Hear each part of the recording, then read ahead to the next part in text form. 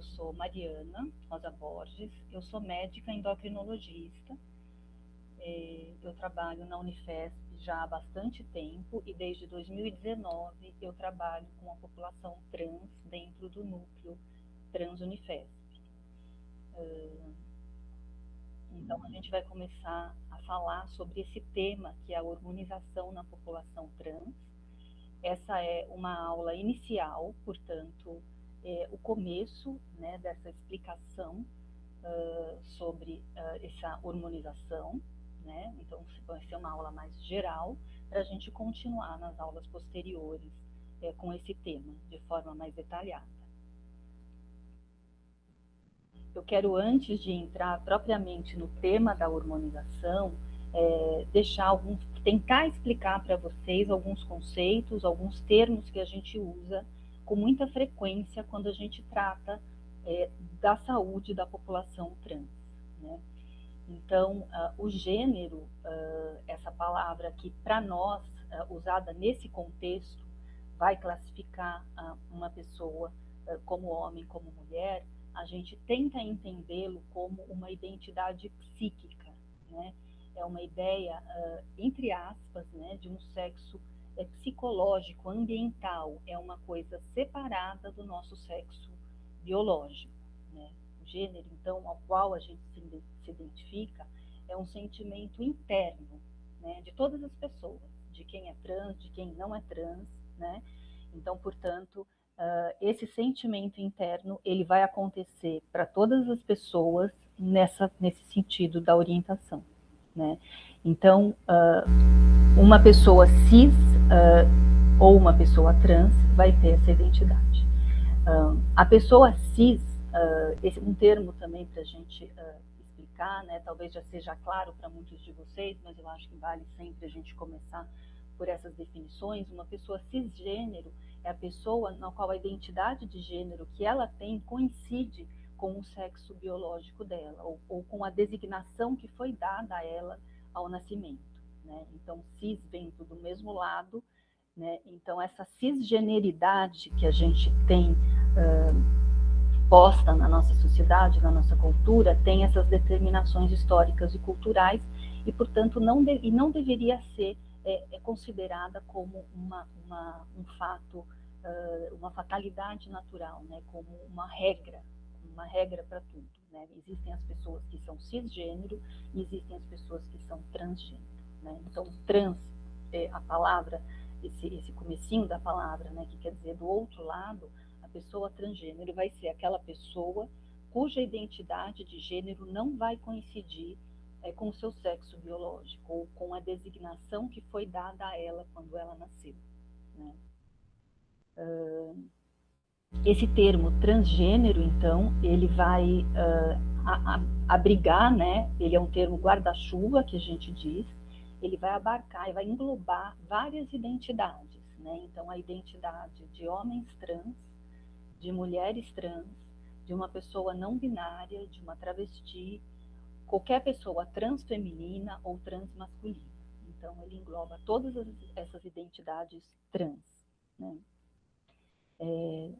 A identidade de gênero é como cada pessoa vai se identificar com relação ao gênero, né? Masculino, de homem, de mulher, masculino, feminino.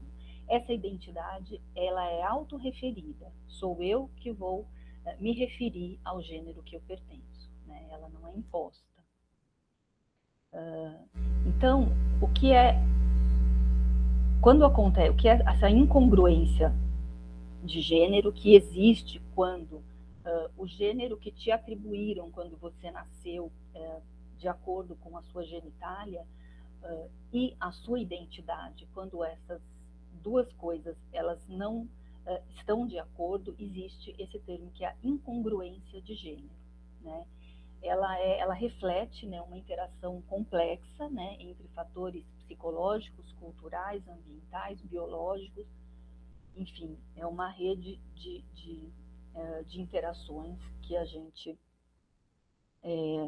engloba, né, para essa incongruência. A disforia de gênero acontece quando essa incongruência de gênero causa para a pessoa um desconforto ou um sofrimento. Então, se existe sofrimento, a gente fala disforia de gênero. Não é toda pessoa que tem uma incongruência de gênero, uma pessoa transgênero, não necessariamente ela tem uma disforia de gênero. Se não houver sofrimento, não há disforia. Né? Com relação ao tamanho da população que se autorrefere transgênero, nós temos algumas, esse dado aqui que eu estou mostrando, são dados que se baseiam em estatísticas europeias, né, que são lugares, tem países da Europa que são pequenos, a saúde é concentrada quase que num lugar só, né, que acolhe as pessoas trans, países em que todas as pessoas têm mais ou menos o mesmo acesso à saúde, então é mais fácil, mais factível essas prevalências, né? Então, de acordo com essas estatísticas tiradas de dados europeus, né, a população de mulheres trans é em torno de 0,5 a 1,3% e de homens trans de 0,4 a 1,2%. É importante falar que no Brasil nós não temos dados oficiais que digam o tamanho da população trans dentro do nosso país. Né? O IBGE, o último censo demográfico, que foi em 2022, não contempla a população trans. Portanto, não temos esses dados oficialmente, apesar de que estudos em universidades ou em ONGs ou em outros levantamentos paralelos estão sendo feitos e já foram feitos, né? Tem um estudo da Unesp que fez um levantamento demográfico em 2021, que é bastante citado, que contabilizou a população adulta trans no Brasil de 1,9%. Esse estudo é bastante citado. Importante também, ainda nessa parte introdutória, dizer, lembrando também um pouco como o Tiago apresentou, né, começou falando da aula, dizer que até 2019, essa incongruência de gênero era classificada como uma doença. Ela estava dentro da classificação internacional de doenças, que é uma classificação médica organizada pela OMS, dentro do capítulo da doença mental, né? Então, foi só a partir do CID-11, que passou a ter vigência em 2022, que a incongruência de gênero passou a ser classificada como uma condição relacionada à saúde sexual. Portanto, isso nos faz refletir um pouco de que toda essa patologização, todo esse preconceito que vem atrás disso e toda essa dificuldade de acesso que ainda hoje a população tem, né, no acesso à saúde, enfim, no acesso em outros locais também, se deve muito a essa afirmação, né, muitas vezes no campo da área da saúde mesmo, né, dessa classificação dentro de um termo patologizante, né? Então, a partir de agora, a gente tem um longo caminho para tentar desfazer o que foi construído durante esse tempo todo. Então, a partir do momento que uma pessoa trans ela vai querer passar por um processo de transição de gênero, esse processo de transição ele pode acontecer de várias formas. Ele pode acontecer a partir do ponto de vista hormonal, né, que é como a gente faz a hormonização na população. Ele pode acontecer do ponto de vista anatômico, com as cirurgias que a gente tem disponíveis para mudanças corporais, do ponto de vista legal e do ponto de vista psicossocial também, né, como a pessoa vai se comportar, como ela vai se vestir, como ela vai se apresentar e se inserir dentro da sociedade, né? Portanto, para que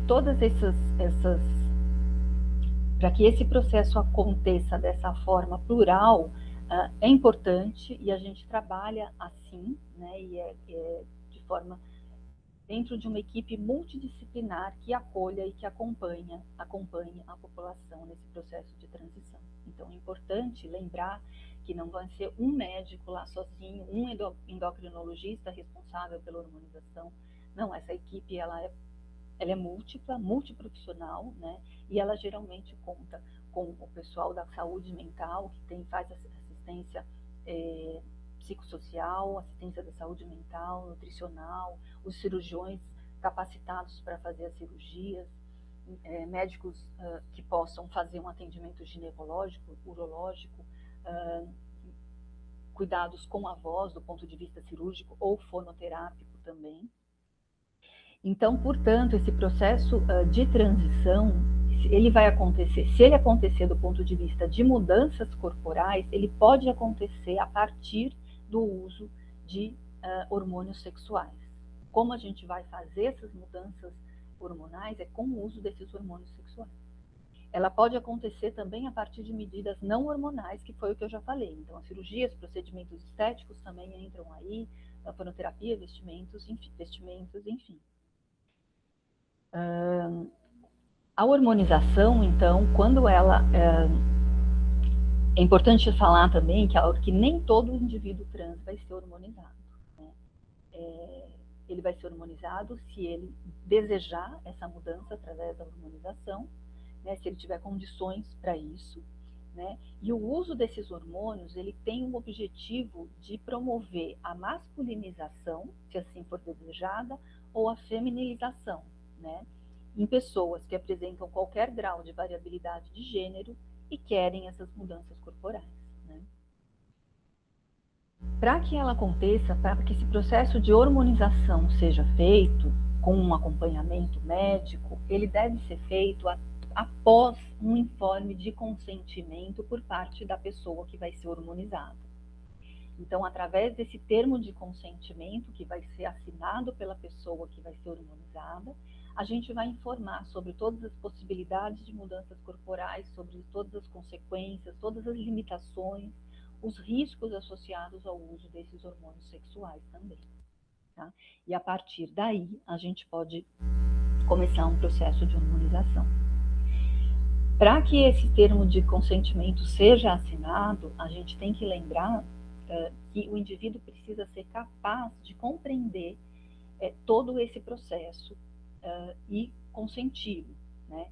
E lembrar também que algumas condições podem impedir essa compreensão e, podendo, elas devem ser cuidadas previamente para que depois essa pessoa possa consentir. Então, lembrando que são poucas situações, algumas condições que podem impedir esse consentimento, né? Elas são raras, elas existem, né? Então, um quadro de um déficit cognitivo muito importante, de uma psicose não compensada, que não seja possível uma melhora da condição psíquica, pode não permitir esse consentimento e, portanto, uma hormonização, mas que muitas das condições elas podem ser provisórias, né? E se tratadas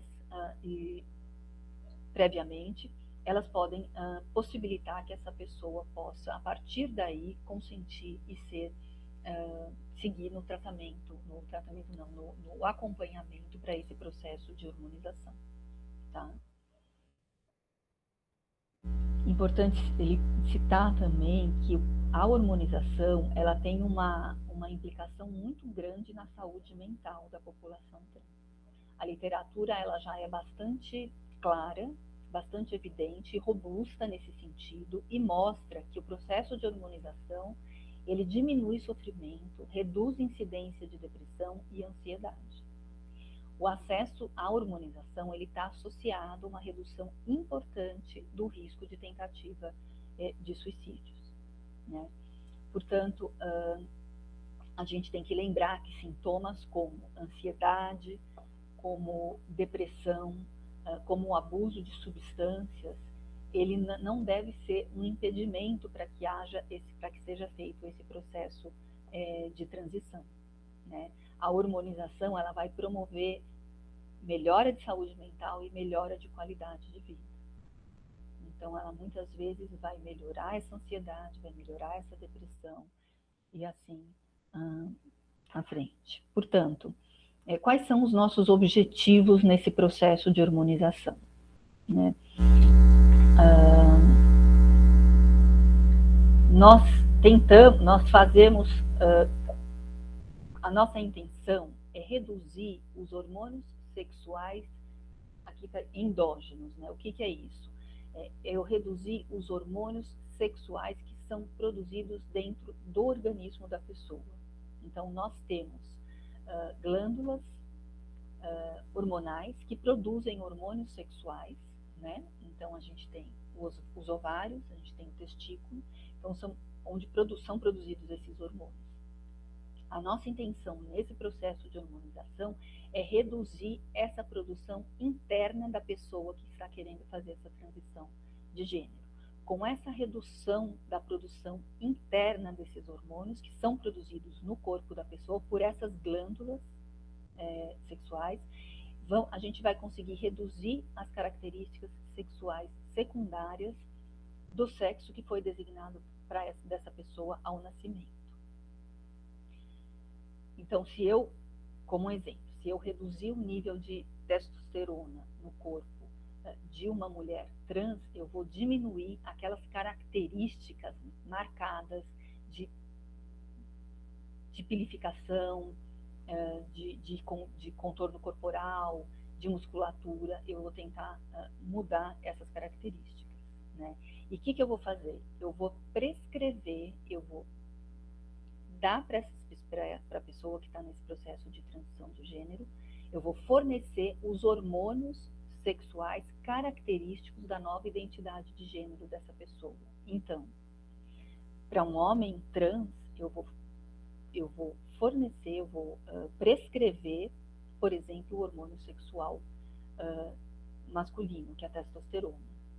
E para uma mulher trans, eu vou prescrever esse hormônio que é responsável pelos caracteres secundários da identidade de gênero feminino, por exemplo, do desenvolvimento de mamas, enfim, né? Então, eu vou manter, o meu objetivo é manter esses níveis hormonais sexuais dentro de um intervalo de normalidade. O que é esses níveis hormonais sexuais? É que quando eu prescrevo para alguém um hormônio, eu posso depois dosar no sangue a quantidade de hormônio que eu tenho.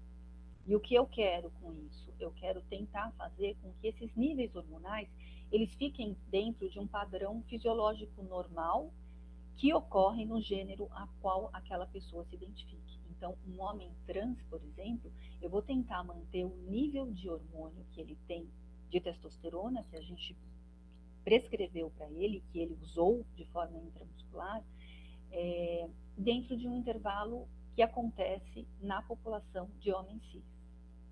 Tá? Se vocês ficarem com dúvida, depois vocês me perguntam no final essa parte. Então, é isso. O que são esses hormônios sexuais? Eu acabei já falando, né? Então, a testosterona, que ela é produzida no testículo e que eu vou prescrever para os homens trans.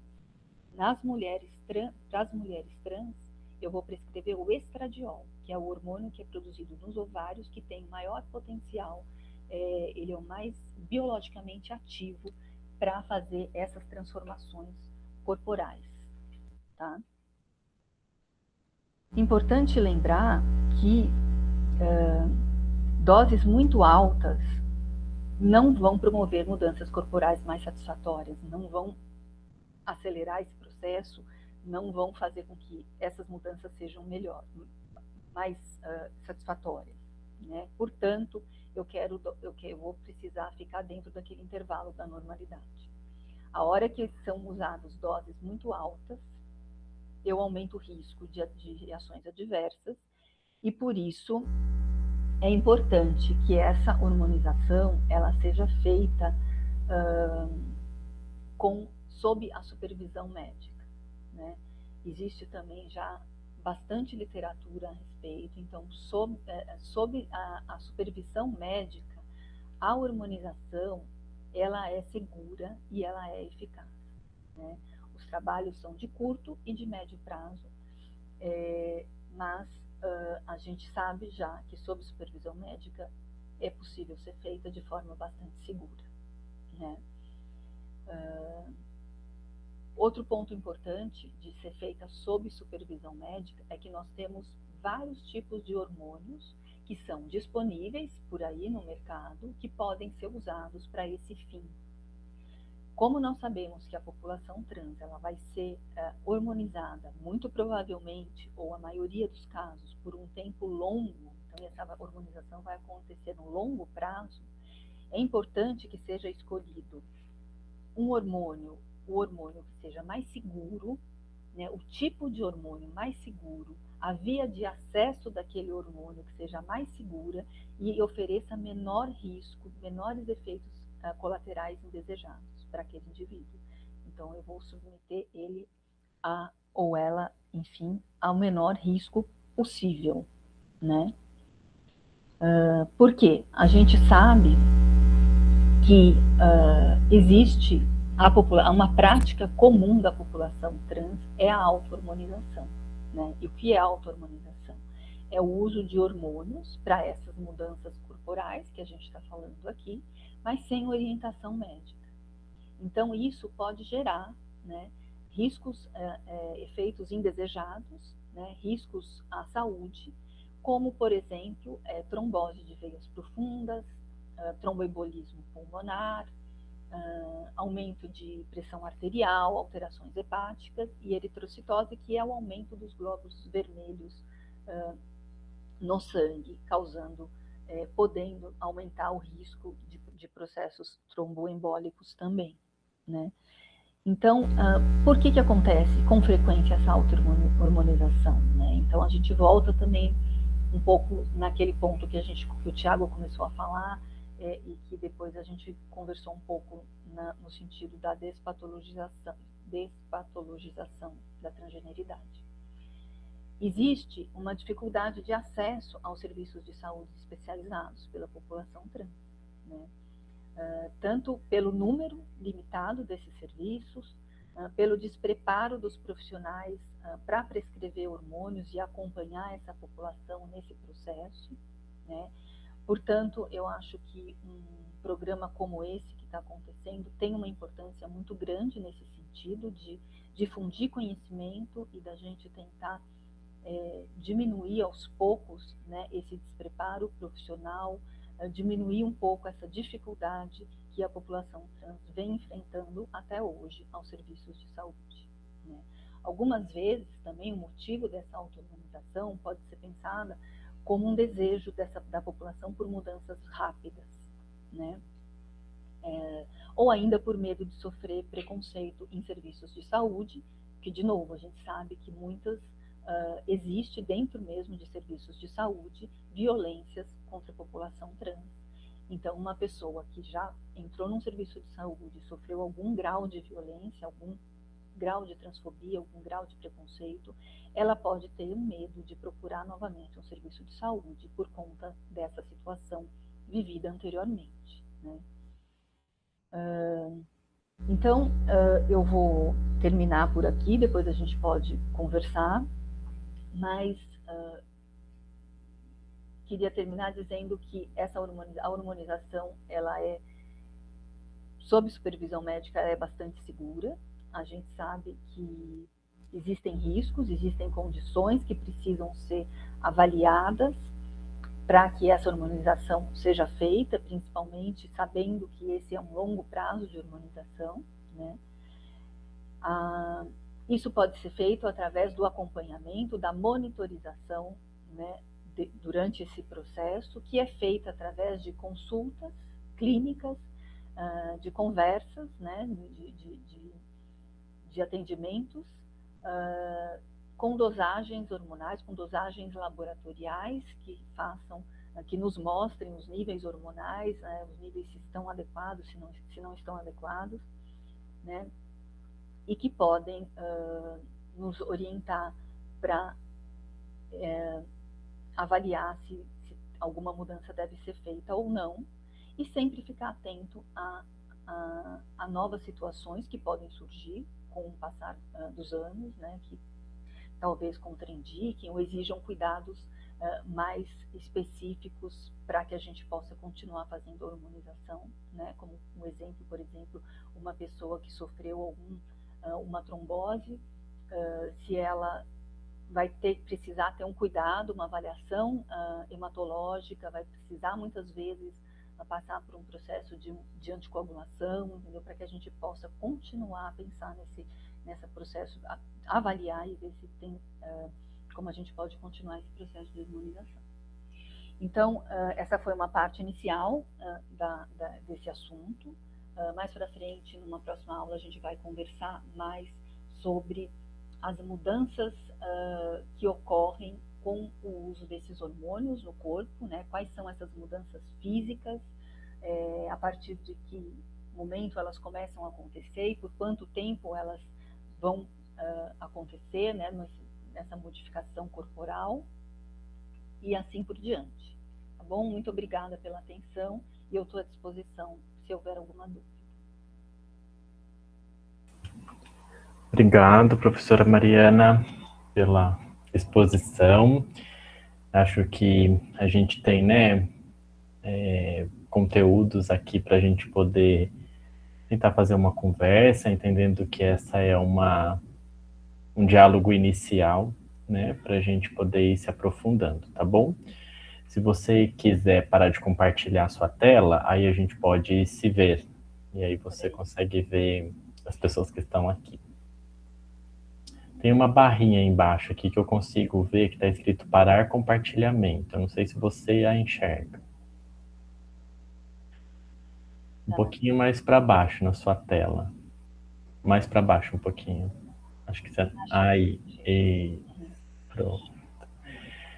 Eu estava aqui monitorando o chat e estava acolhendo as pessoas que foram chegando depois, né, que a gente tinha começado a aula. Então, novamente, né, acolher as pessoas que foram chegando, agradecer a vocês pelo interesse na atividade aqui do Núcleo de Saúde Digital, e perguntar para vocês se vocês têm alguma questão que gostariam de colocar para a professora Mariana. Não precisa ser uma pergunta, né? Pode ser uma reflexão, pode ser uma experiência que a gente teve com conhecidos e conhecidas, né? Que foram aos serviços de saúde, que tiveram dificuldades, ou até mesmo de perguntar, né, para a professora Mariana como é que está essa distribuição nos serviços de saúde dos seus territórios, dos municípios, como que a gente pode encontrar, quem são as pessoas, né? Porque a gente tem entendido aqui no Núcleo de Saúde Digital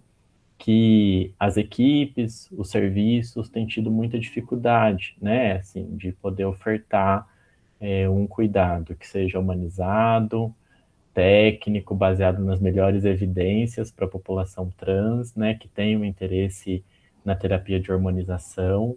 Então, acho que é um espaço para a gente poder fazer um diálogo. Então, queria perguntar para vocês se vocês têm alguma pergunta. Se tiverem, não quiserem abrir a câmera, abrir o microfone, podem colocar aqui no chat que a gente lê, que a gente compartilha, né, as dúvidas de vocês.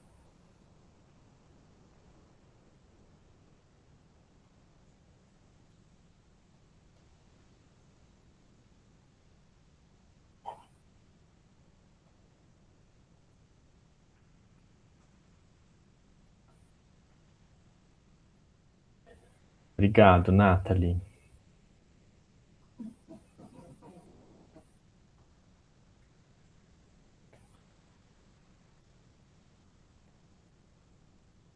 Alguém tem mais alguma questão, pessoal? Alguma dúvida? Além da Nathalie, né, que você colocou aqui no chat.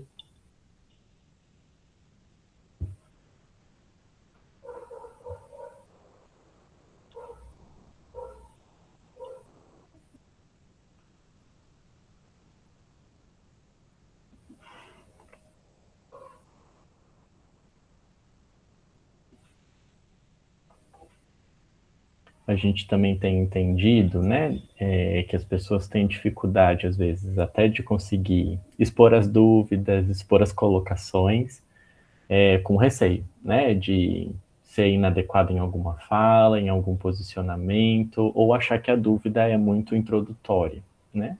Então, acho que eu estou dizendo isso, fazendo esse preâmbulo, para vocês se sentirem muito confortáveis para poder trazer as dúvidas que tiverem, mesmo que elas sejam dúvidas muito que a gente acha que não seja uma dúvida digna, né, de ser compartilhada, né? Aquela sensação que a gente tem de ser uma pergunta boba, né, uma pergunta muito superficial. Então, fiquem muito tranquilos, né, quanto a isso, professora Mariana, e eu, que estamos aqui acompanhando, né, as webconferências, temos entendido que esse é um espaço para a gente poder discutir as dúvidas de formação inicial que a gente tem nos tópicos, né? Como a gente é profissional da saúde e a gente está acompanhando a formação de outros profissionais, a gente também tem entendido que os cursos da graduação, os cursos técnicos de saúde também têm dificuldade de entregar esse tipo de conteúdo. Então, a gente também tem entendido que trabalhadoras e trabalhadores que estão, nesse momento, cuidando das pessoas, têm uma lacuna de conhecimento. Por isso, da importância das webconferências como uma possibilidade, né, de atualização ou mesmo de preencher uma lacuna que a formação que a gente passou não ofereceu, né, que foi o que aconteceu comigo, muito provavelmente com a professora Mariana durante a graduação. A gente não teve, né, uma oportunidade de ouvir um especialista falando sobre as especificidades, né, de cuidado, que são direitos de saúde da população LGBTQIAPN+. Então, só para dizer para vocês que, né, é um cenário que a gente olha com muito cuidado, com muito acolhimento, né, para poder entender que esse é um espaço de formação. Então, para vocês, mais uma vez, se sentirem confortáveis, caso queiram trazer alguma dúvida.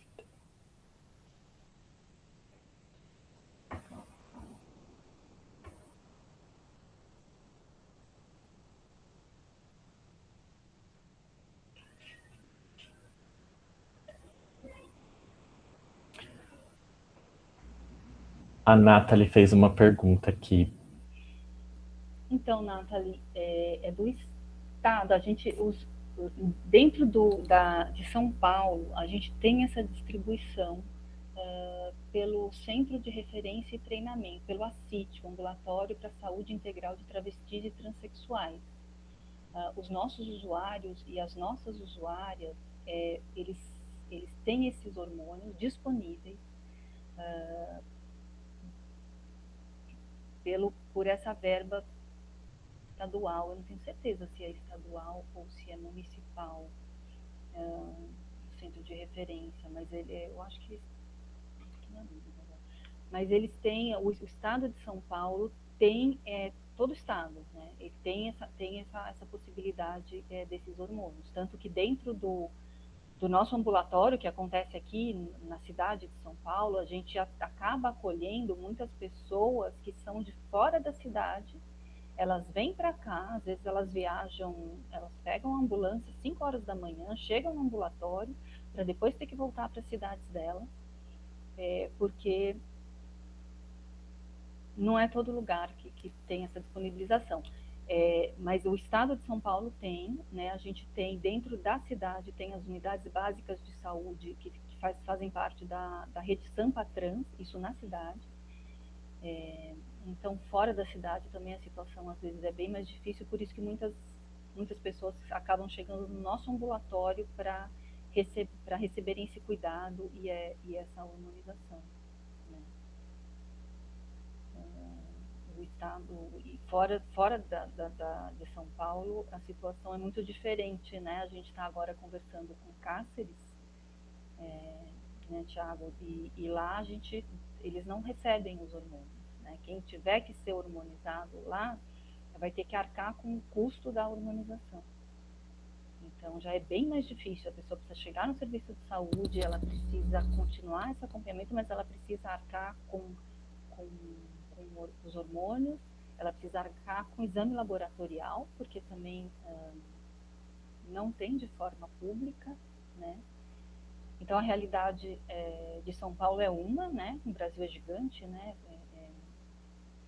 Mas a realidade nossa aqui, que a gente já acha que é difícil, porque tem bastante fila para chegar nos serviços especializados, tem uma demora grande, mas em outros lugares a dificuldade é maior ainda, né, Nathalie? Isso mesmo. Só porque a gente está gravando e aí a gente perde a interação no chat, tá bom? Então eu vou só ler aqui, Nathalie, vou tomar esse lugar de poder te lê-la aqui para a gente poder registrar, tá bom? Eu acho que você é do Mato Grosso, né?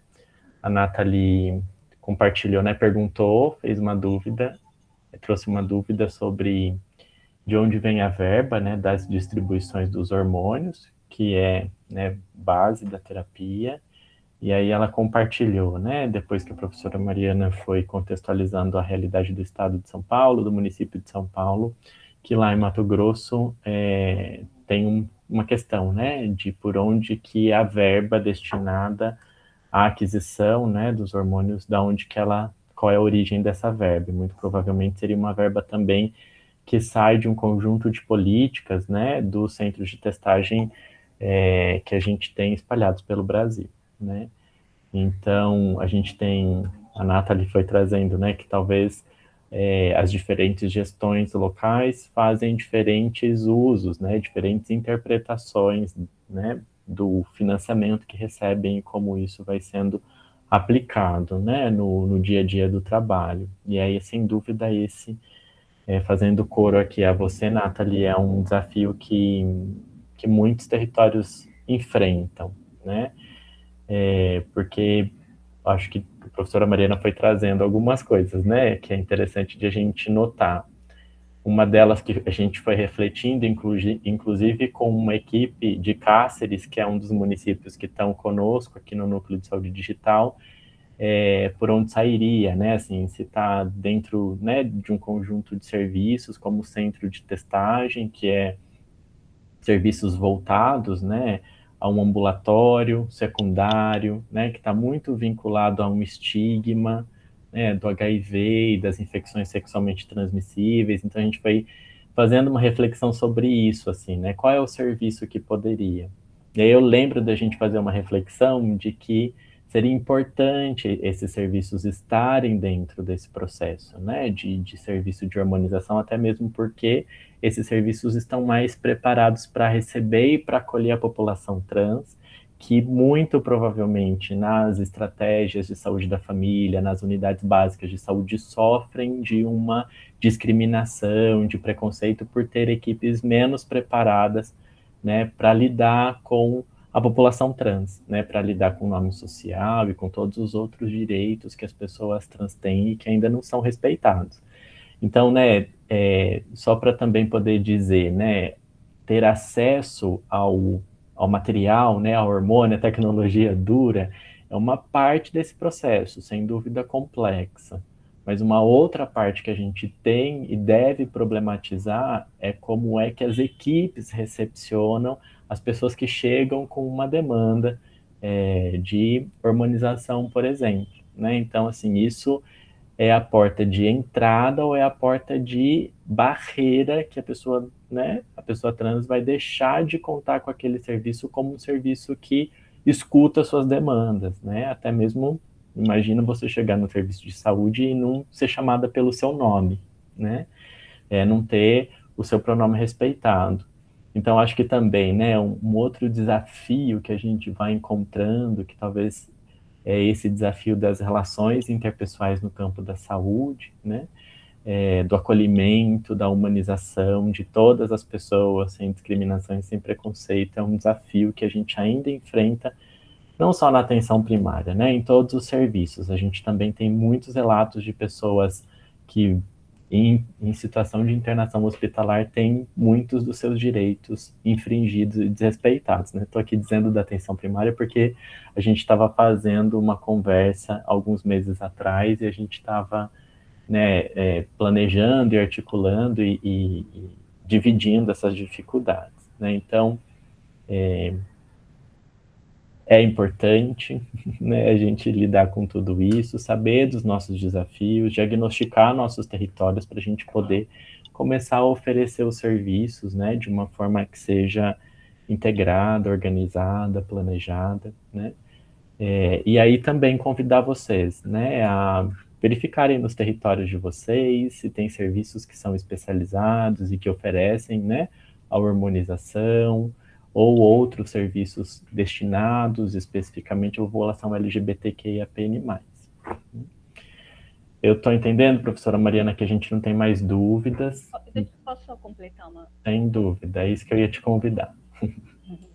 É governo estadual mesmo, é via a Secretaria do Estado de Saúde daqui, né? Então, esse já é um acordo antigo do CRT, e é por aí que vem o dinheiro e que vem toda essa possibilidade de oferecer hormônio, de várias articulações. A gente entende, né, assim, que é uma articulação complexa, tensa, né? Mas eu estou aqui pensando que parte de todo esse processo tem a ver também com participação social, com controle social, né? Então, a gente fortalecer o ativismo e o movimento das pessoas trans, né, dos territórios, é um lugar onde tem uma produção de discurso, de fala, né, de movimentação, de requerer direitos, que faz coro conosco, né, com profissionais de saúde que entendem que a gente está falhando quando não está atendendo o direito de saúde de todas as populações que a gente deve atender. Então, acho que também é isso, né, olhar para os nossos territórios, identificar grupos, né, que fazem o ativismo na luta, né, dos direitos à saúde da população trans, trazer esses movimentos para perto, para junto da saúde, para a gente conseguindo requerer em diferentes espaços, seja nos municípios, seja na gestão estadual, o direito, né, o acesso ao serviço. Professora Mariana, passar mais uma vez para você, para as considerações finais, para fazer as despedidas, e aí a gente vai encerrando, tá bom? Agora eu acho que é só agradecer, Thiago, pela participação, acho que foi muito importante, somou bastante também, foi ótimo. A gente vai continuar com esse assunto, que é um pouco complexo, daqui para, né, eu quis falar de um jeito que ficasse mais inicial e menos complexo, porque eu sei que quando a gente começa a falar de termos muito médicos, muito biológicos, fica mais complicado, mas era só isso, agradecer a presença, né? Espero que tenha sido proveitoso, né? Apesar das poucas dúvidas, mas a gente vai seguir, né, Thiago, com as nossas aulas e com as nossas tentativas aqui. A gente aqui agradece também, professora Mariana, pela disponibilidade, tá bom? Por ter, né, tido o cuidado de entender o contexto, né, que a gente recebe aqui nas webconferências, que a gente tem recebido, né? Então, trazer um conteúdo que seja sensível para poder acolher as pessoas nos seus diferentes níveis de letramento, de conhecimento, né, de aprofundamento no tema. Eu acho que também, né, as pessoas que estiveram aqui com a gente, que vai nos assistir, vão entender o quanto é desafiador, né, preparar um material sem saber exatamente quem é o público que a gente busca, né, mas a gente tem entendido que as webconferências, elas são abertas para as pessoas usuárias e para as pessoas profissionais. E num ponto ou no outro, né, é super importante a gente conhecer o que você trouxe para a gente poder pensar do ponto de vista da pessoa usuária para favorecer o controle social e ajudar as pessoas a requererem os direitos, e dos profissionais, acho que a gente já falou um pouco dessa importância, né? A gente está num processo de formação, esse processo de formação nem sempre dá conta das transformações que a sociedade contemporânea tem colocado, e aí essa é uma oportunidade de a gente aprender mais uma vez, tá bom? Agradecer, a gente vai continuar assim com as webconferências em diferentes locais. As webconferências daqui têm sido gravadas e elas são disponibilizadas no canal do YouTube do Núcleo de Saúde Digital, que eu coloquei aqui nos comentários para vocês poderem acessar depois. A gente também tem veiculado com antecedência o planejamento das nossas webconferências na página do Instagram do Núcleo de Saúde Digital, que também está aqui para vocês poderem seguir, tá bom? Então é isso, pessoal. A gente vai encerrar a webconferência de hoje. Mais uma vez agradecer a presença de vocês que estão aqui com a gente, tá bom? Pedir para vocês ficarem atentos e atentas às próximas para poder continuar acompanhando com a gente esse diálogo, né? As conversas que a gente tem feito aqui, tá certinho? Pessoal, obrigado pela presença, tá bom? A gente vai encerrar a webconferência de hoje. Obrigada, até mais. Tchau, tchau. Até, tchau.